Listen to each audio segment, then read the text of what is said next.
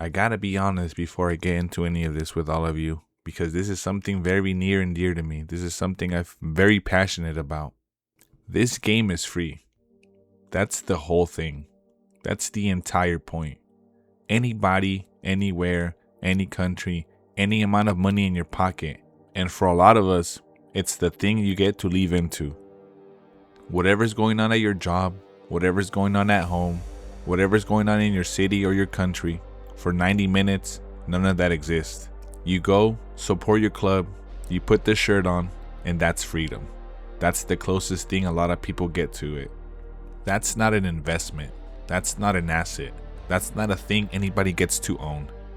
This game was built by us regular Joes who have a 9-to-5, who work all week to provide for their families, to get to finally sit down on the weekend and enjoy the game, the beautiful game, the game that fills you with passion, that fills you with hope, that fills you with dreams of one day scoring a 90th minute winner for your country to win the World Cup. And this week, Gianni Infantino decided he's gonna sell a piece of it. Let's get right into it. Tuesday, FIFA announces a new company, and they're calling it FIFA Forward Enterprise, FFE. $20 billion valuation, and they want to sell up to 20% of it, raise around $4.2 billion from private investors, and they're doing it with JP Morgan, a 12-year arrangement. And what does this company actually own? The business side of the World Cup, the broadcast rights, the sponsorships, the ticketing, the licensing. So let me put that in normal people language, because they say it in a corporate way on purpose. They say commercial rights so it sounds boring and you just scroll past it. The World Cup started in 1930. They have played it every 4 years since then.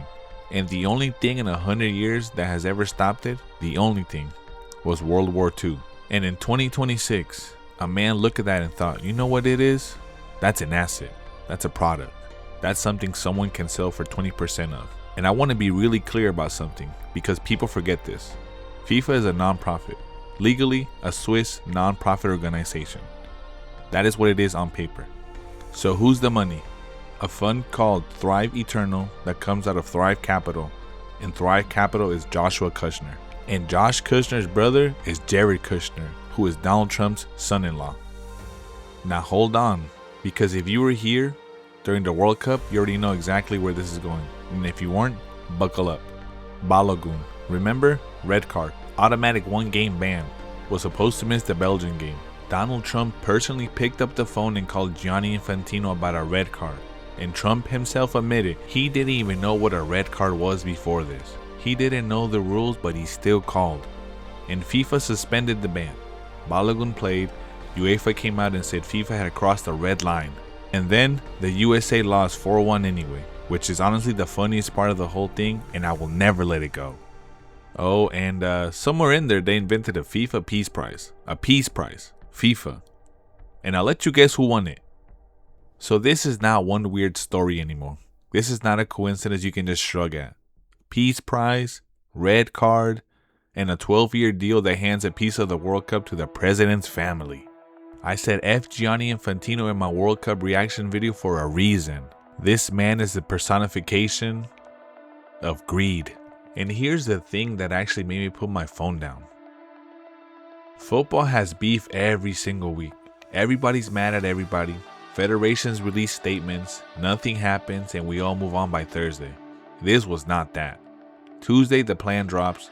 UEFA responds the same day, basically telling FIFA this sport is not yours to sell. Andy Burnham, the new Prime Minister of England, comes out about it. The Prime Minister, an actual head of government, putting out a statement about a football finance deal. Quote, football does not belong to investors, end quote. Thursday, UEFA calls an emergency meeting, all 55 member association, and the vote is unanimous, every single one, to boycott every FIFA competition, men and women's, until this plan is dead and buried. Quote, the World Cup cannot be treated as an investment product, end quote. Then CONCACAF says no, then AFC says no. You add those three confederations together, and that's 136 votes out of 211. He does it Friday. And then Friday, Carlos Cordeiro. This is Infantino's own senior advisor, his own guy. He resigns. And this is what he had to say. I cannot stand by while FIFA considers selling a stake in the World Cup. Tuesday to Friday, that's 4 days. Europe walked out, 2 more confederations said no, and his own advisor quit on him in public. That's not backlash, that's a mutiny. That's the crew putting the captain in a rowboat. Now this part is very personal to me, and I'm not gonna dance around it. CONCACAF rejected the plan. That's our confederation, that's us. But Mexico, they didn't sign into that rejection. The Mexican Federation put their own thing saying, don't make whatever decision is most appropriate. Most appropriate, bro. Hearing that was honestly very disappointing. That's not a position, that's not a stance. That's a man with his finger in the air, checking which way the money's blowing before he opens his mouth. And look, I understand the math. I'm not stupid. $40 million is real money to a federation.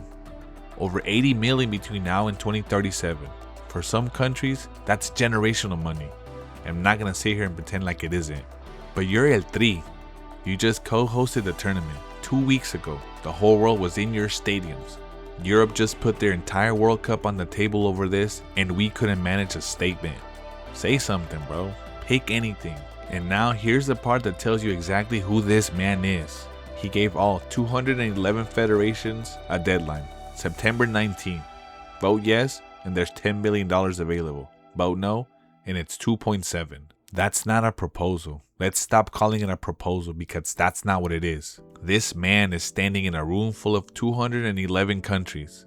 And most of these countries are broke. Most of them survive off of FIFA money to run their entire football program. And telling them there's $7 billion on the table and it vanishes if you don't do what I want by September 19th? That's not a vote. That's a shakedown with a PowerPoint. And when they asked him about it, about all of it, the boycott, the resignation, the pressure, you know what he said? You know what this greedy man said? If that means I lose my job, so be it. He's got jokes. He's the martyr now. 55 countries just told him no, and he's out here doing a movie speech. And while all of this is on fire, while this is all happening, FIFA is also fast-tracking the 64-team World Cup for 2030. They want an agency picked by August 14th, then 4 weeks to analyze the whole thing, landing right before the same September 19th deadline. They're not even slowing down, bro. They're not even pretending to listen. Now I know I'm all hot and, upset about this whole thing, and rightfully so. I love this game. This game is a passion for me. I love this sport. But there is a real argument for this. There really is. FIFA has 211 members. Most of them are not England. Most of them are not Spain. Most of them are different federations that genuinely cannot fund a women's program or a youth academy or a training facility that isn't falling apart. And FIFA's pitch is, take the private money. Everybody gets around 80 million over 12 years and it goes into the game. And for a federation in that situation, that's nothing. That's real life-changing amount of money, and I'm not gonna disrespect that. So if a small country votes yes, that's not corruption, that's desperation. But those are two different things, and I'm not gonna lie to you about it. But here's what I keep coming back to. If this deal is really that good, it's obviously great for the game, then why do you have to threaten people to take it? Why is it $7 billion worse if they say no? Why is there a deadline at all? Why the rush in the middle of August, 6 weeks after the World Cup? You don't rush a good deal. You rush a deal you don't want people reading into. So here's where I actually land. The money is not the scandal to me. The money is gross, but the money's not the scandal. The scandal is the ownership. Because right now, today, the World Cup belongs to everybody.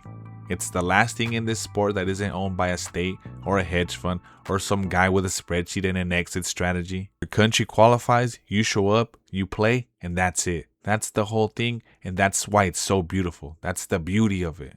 And the second somebody owns 20% of a business side, that changes. Not next summer, not in a way you're going to see it on TV right away, but investors need returns. That's not evil. That is literally their job. That's what the money is for. So 5 years from now, when there's a decision on the table and one side is what's good for the tournament and the other side is what's good for the return, who is sitting in that room? Who's got a vote? More games? More teams? Kickoff times that are terrible for the people in the stadium but perfect for a broadcast market on the other side of the planet? And they're already trying to make it 64 teams. And nobody's even signed a check yet. That's the part you can't undo. And that's why I'm actually mad about this one. You can pay money back, but you can't buy the sport back.